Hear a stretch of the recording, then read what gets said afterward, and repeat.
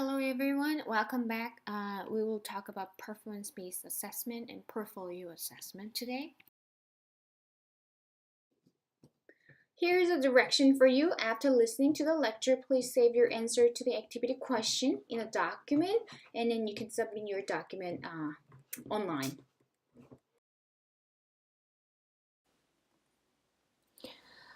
This is the objective.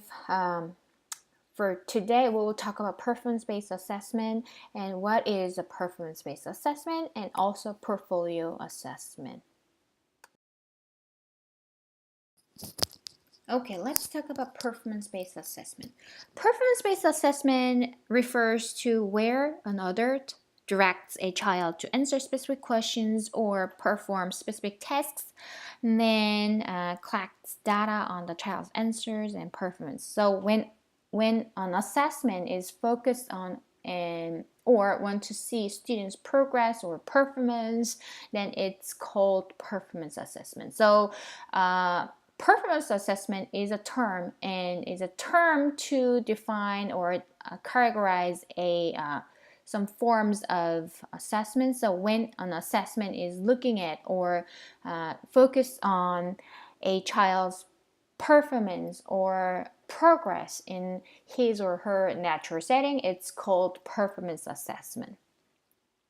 So another term is when an assessment, performance assessment, is done in a naturalistic context. When an assessment is done in naturalistic, realistic context, then it's called authentic. So like when a child plays, if you observe the child's behavior, it's called performance assessment, also called authentic performance assessment. Performance assessment is useful with young children and it informs teacher directions. Also, it can be used as different forms, like in the most way, the performance assessment is used as informal, but sometimes formal assessment can be performance assessment too. And performance assessment can be used as formative, like ongoing assessment form, and also summative assessment.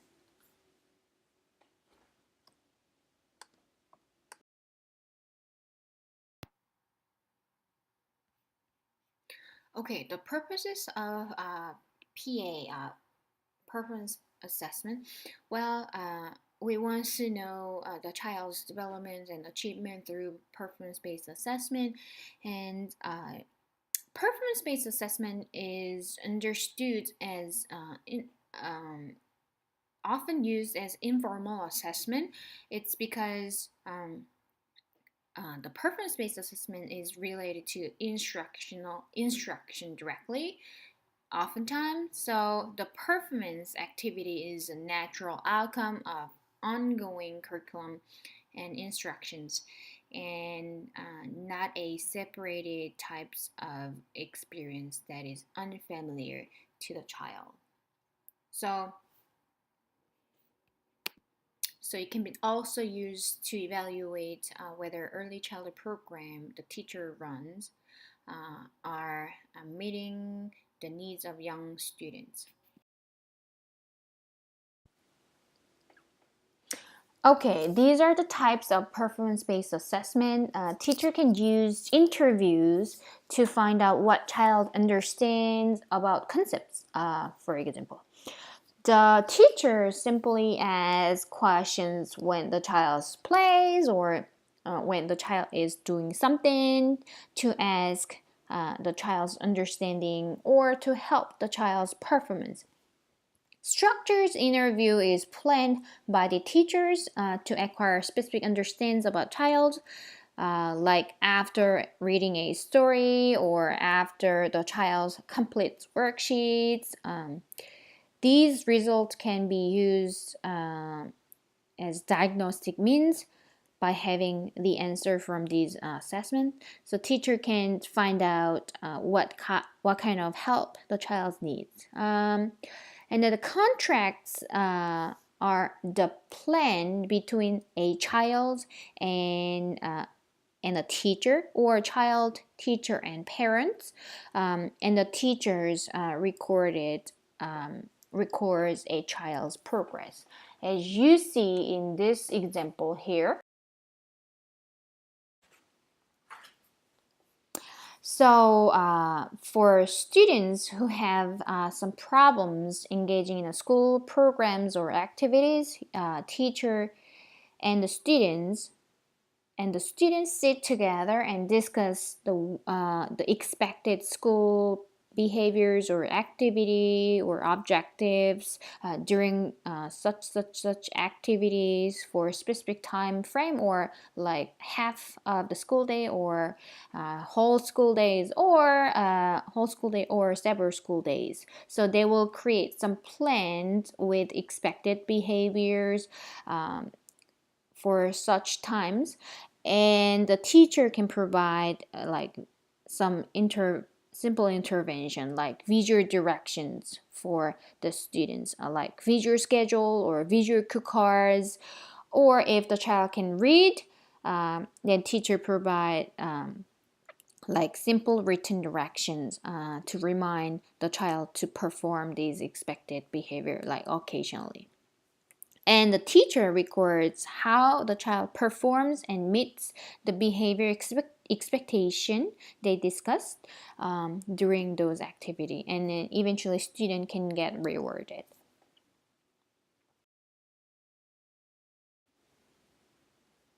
And also teacher directed assignments or quizzes, and games, work samples, or portfolios. And projects can be considered as performance-based assessment if the assessment is used to see the student's performance and progress.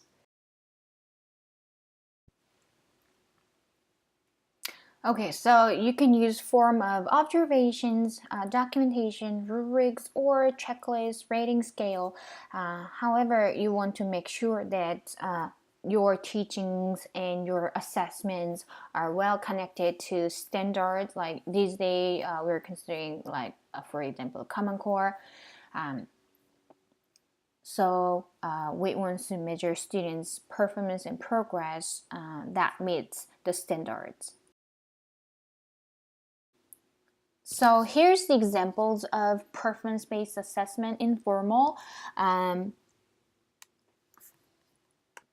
You can take a picture of a student when the student is performing something, and when you see some progress, and you can leave memo like this, so it can explain what the child is doing and what the child can do. So as you can see, you can include some standard, state standard or Common Core. These days we are using Common Core standard, state standard, CCSS. So you can see student learning and progress, and so you can provide a list of standards that is supposed to be covered through this activity, and then you can check off the standard covered, so you can see students' progress.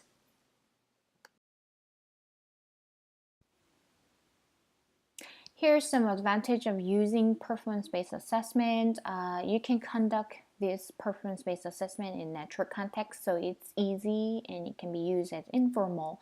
And also, it can fit with each child's needs and so you can see their own understanding level, and you can provide continuous feedback, and parents will really love it.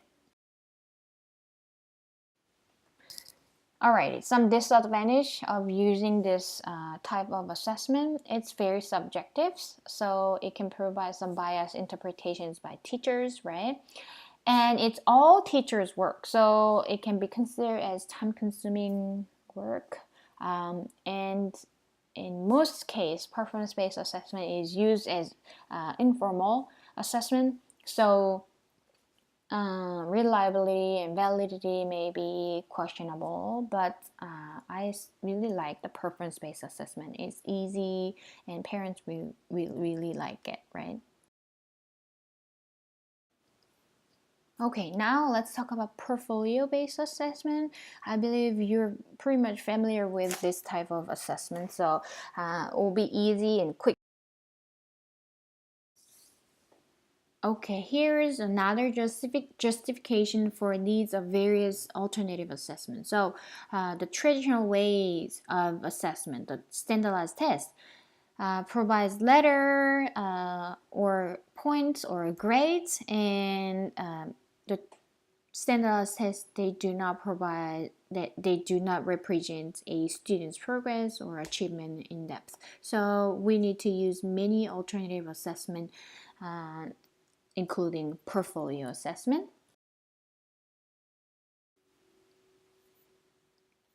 So portfolio is one of the alternative assessments, and of course, all of the data from performance-based assessment can go to the portfolio. And portfolio can provide a holistic picture of a child's progress and achievement throughout the year, so you can evaluate students' progress. And by looking at how a student did in the portfolio over time, he can look back by himself, and he can see how his effort has improved.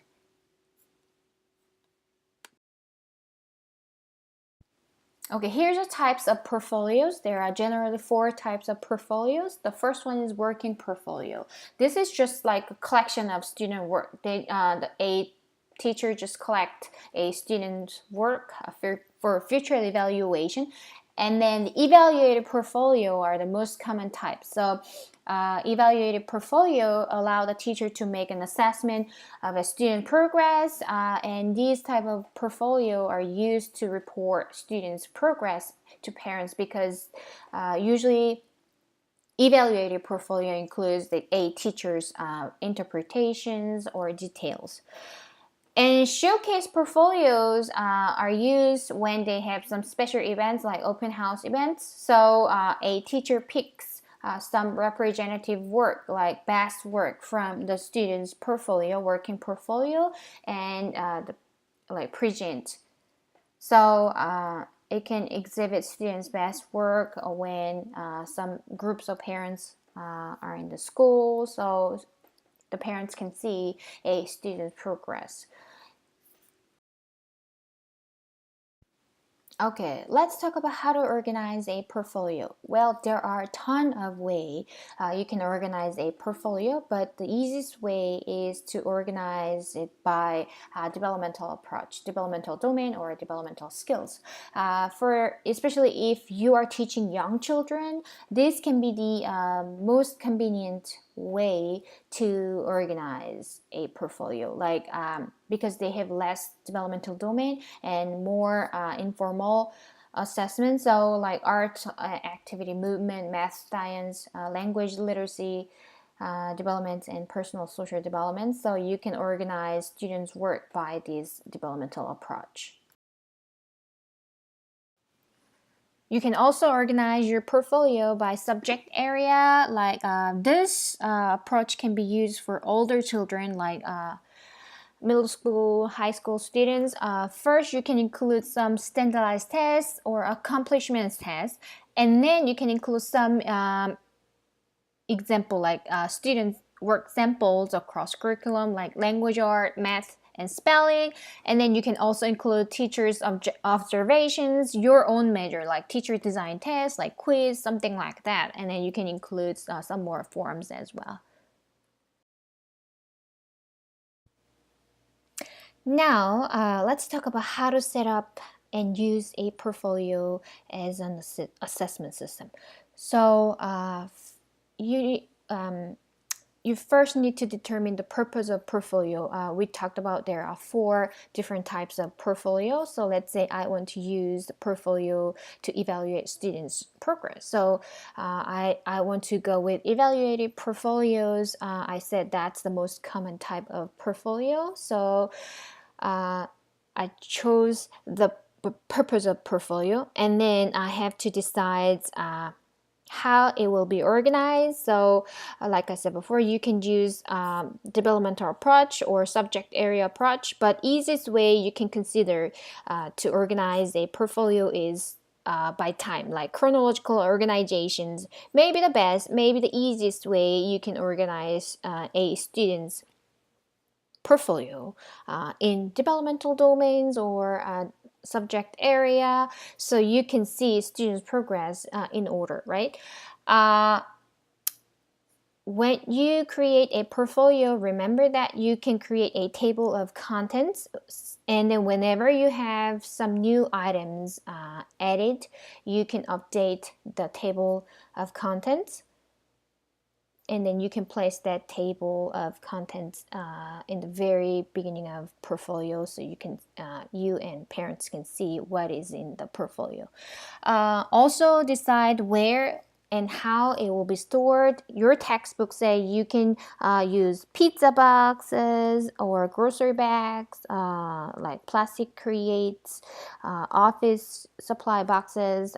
You can use any clean boxes or things, and you can find a safe place you can store students' work and portfolio. Also determine what types of evidence, what types of documents, or what types of students' work or items can go into the portfolio, so stakeholders can see and determine the students' progress. So you should have your own rules to organize and set up a portfolio for your own students. Okay, in terms of what types of evidence can go into a portfolio, here is examples. IEP information, test results from standardized tests, teacher design tests, curriculum-based assessment, any test result, and teacher observations, and teachers observation note, teacher design test, and also students' work like writing and drawing samples and many other things. But if you think there are other things that can represent students' progress or achievement, then you can include those items. It's not limited.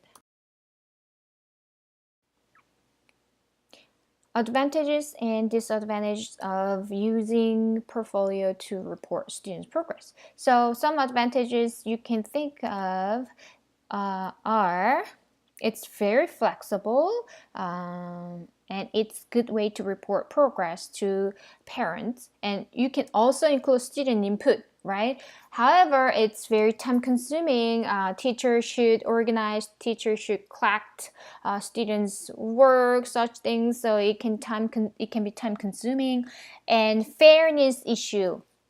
For some students, their portfolio can be really thick and include many information, but some students, for some reason, their portfolio may be really thin, so it cannot represent the student's progress. Then it's going to be the fairness issue.